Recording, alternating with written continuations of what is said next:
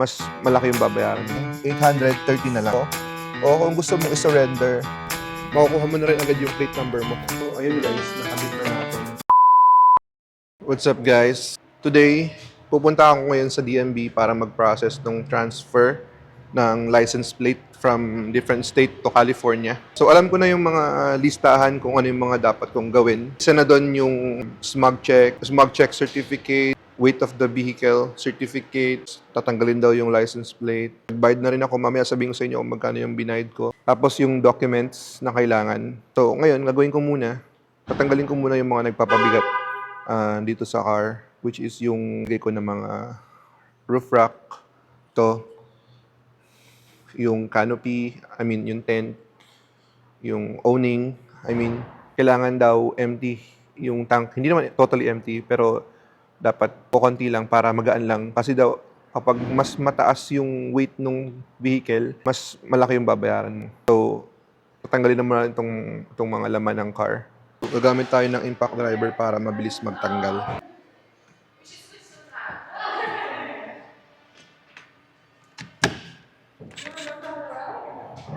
Para yan, tanggal natin yung mga yan. Yan, mga ganyan. Lahat. So, natagal ko na yung aking awning. Dito. So, honest natin yung bed rack. Ito. Natanggal ko na yung bed rack. Tinanggal ko na rin yung catalytic converter shield sa ilalim. Ito siya. Ito siya. Kinailangan kong i-lift yung car para lang makuha yung shield ng catalytic converter. Para mas gumaan. Nalagay ko na yung mga gamit sa likod ng bed. Tanggal ko na rin yung lift. So, ayun lang.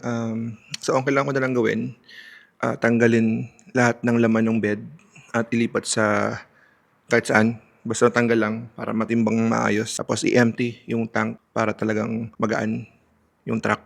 So, after nun, i-update ko kayo kung ano yung next step. Pupunta rin ako sa DMV. Actually, galing na ako dun kanina kasi tinignan ko yung mga listahan. Ayun lang.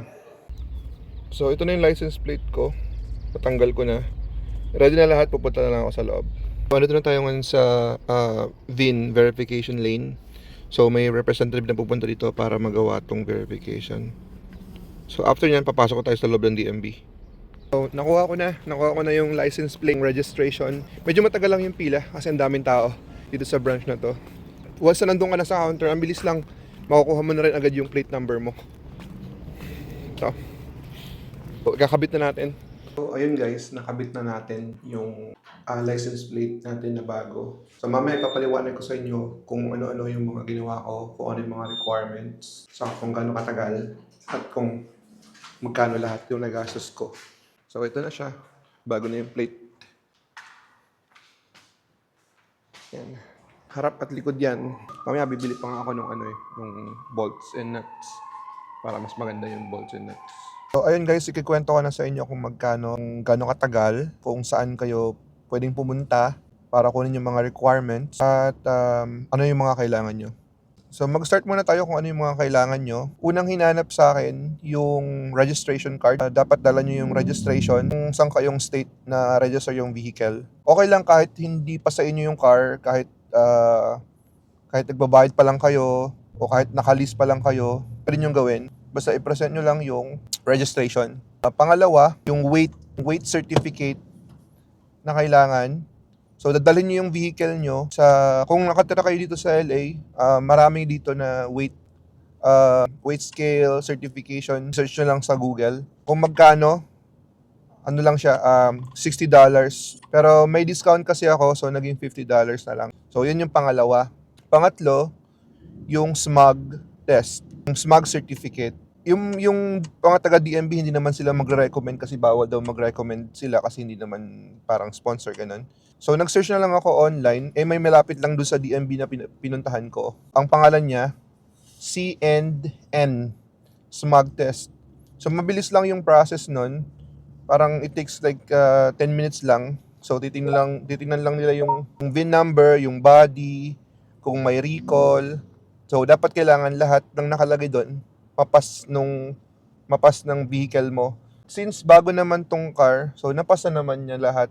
Nakalimutan ko sabihin kung doon sa weight certificate kung gaano katagal. From DMB na pinuntahan ko, hanggang papunta dun sa weighing scale na shop, parang 20 minutes away lang, malapit lang. Pag andun ka na, wala namang pila, hiningi lang yung papel na galing sa DMB na kailangan isubmit sa kanila. 5 minutes lang yung inabot. Tinimbang lang, sinabi nung taga DMB na dapat daw, para kukonti lang yung babayaran nyo. Kasi nakadepende sa bigat ng car. But since truck to, so expected mo mabigat, na-recommend din ng taga-DMB na i-empty yung tank, yung almost empty para talagang magaan. Hindi ko na nagawa yun kasi nakaka-full tank ko lang kasi kinabukasan. So, hindi ko na hinintay. Pero ayos lang, sabi nung mga nag-wait dun sa nandun, hindi naman daw ganun kalaki yung discrepancy nun. Ayun, yung after nung smog, so pagpunta mo ng DMB, dapat tanggalin mo na yung license plate mo. Dapat ready na yung license plate mo para hindi ka nababalik sa car mo. Pagkatanggal mo na yung plaka mo, pumunta ka na doon sa testing area. Dalawang line kasi yung testing area. Yung right side, yun yung para sa mga nagda-driving test. Yung left side, para sa mga VIN verification. Mabilis lang siya actually. Kasi palaging may tao. Ang inabot lang siguro ako doon, parang 3 minutes lang. 3 minutes yung nakatayo ka lang doon kasi pabababain ka ng car. Kasi i-inspect yung body ng car, yung engine, yung VIN, kung anong type ng vehicle, may mga code sila doon. Ang sabi sa akin ng lalaki, nakalagay sa code ko, ang gamit ng code is PK. Pero dapat 4C. Yung PK kasi nakalagay sa ibang state, pick up. Exit right to Pero California 60 East. Iba daw kasi sa California, so mas maraming code. So ang nilagay 4C, which is ang ibig sabihin 4 doors pick up. So yan, very specific dito sa California. After nun, nahawak mo na yung dokumento, na verify na yung VIN mo, hawak mo na yung smog certificate, hawak mo na yung weight certificate, hawak mo na yung plaka mo. May pipilapan ka lang yung lahat ng details ng car mo, kung kailan mo siya nabili, kung anong year ng model, anong type ng car. Ito-type mo rin yun kung sino yung car holder. Ongoing pa rin yung payment mo, kung sino yung binabayaran mo. Syempre ito Toyota. So Toyota Motor Vehicle or Corporation Financial Services something. Nakalagay naman dun sa papeles mo kung saan ka nagbabayad. Binakalagay na parang Texas, may nakalagay Toyota Motor Corporation College State, ganun, Texas. Isusulat mo lang yon.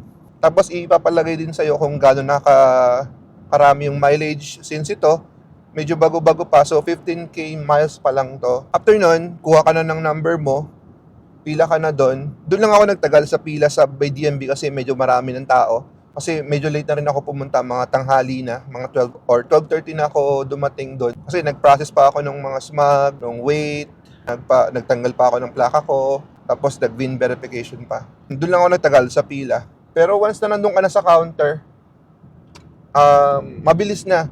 Wala ka nang sasabihin, di ka na magasalita. Basta aabot mo lang.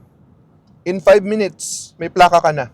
Ganun kabilis. Ibibigay na agad yung plaka sa'yo. Ipapacheck din sa'yo kung tama yung mga details na sinulat mo. Tapos bibigyan ka ng sticker na ilalagay mo dun sa plaka. Ganito sa California. Ito yung process sa California. Kapag magta-transfer ka ng license plate from different state. So ako kasi galing Oregon tong sasakyan. Ayun. Kasi sa website, hindi ko mahanap kung paano yung process. So ang ginawa ko, pumunta ako personally doon sa office, tinanong ko. So ang total ng binayaran ko, 830 yung binayaran ko sa vehicle ko. Ito kasi depende to sa car mo. Mas maliit yung car mo, mas mura. Sa California, yearly ka magpapa-register or yearly nila ibibigay sa'yo yung bagong sticker, yung bagong billing mo. Sa ibang state kasi, halimbawa sa Oregon, sa pinanggalian ko, every 4 years nagre-renew ng sticker. Bago ka rin makalimutan, tatanungin ka kung gusto mong i-keep yung old plate mo, yung license plate mo, o kung gusto mong i-surrender. So tinanong ko kung ano yung mga advantage at disadvantages nun. Sabi nila, kapag kinip mo yon, ikaw ang liable sa plaka na yon. Halimbawa kung may gumamit man nun, nasa pangalan mo pa rin yun. O yung isang option, surrendered, pina-surrender ko na lang para wala ng kaso. Sa isip ko kasi, sayang souvenir, parang remembrance from Oregon, pero ayoko rin kasing magkaroon ng conflict about doon sa ganyan. So, sinurrender ko na lang. So, balik tayo. Yung babayaran, yung total na babayaran, $830 dito sa vehicle ko, plus yung $17 para sa transaction fee. Kasi ginamit ko kasi card, so meron siyang fee. Okay lang sa DMV gumamit ka ng cash. Tinatanong nila kung gusto mong cash o credit card. Pwede cash. Plus, yung $50 para sa weight certificate. Plus, $50 para dun sa smog test. Ayun $60 yung smog test. So, ang total ng babayaran mo, 957. Ganon ka mahal dito sa California. Pero,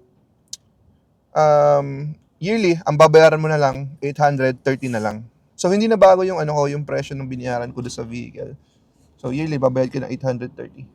Bakit? Bakit ako nag-decide na papalitan yung license plate ko? Ang main reason ko lang naman is, syempre, dito na kami titira sa California. Mag-settle na kami dito. So, para wala na akong isipin, wala na akong problema, inasikaso ko na.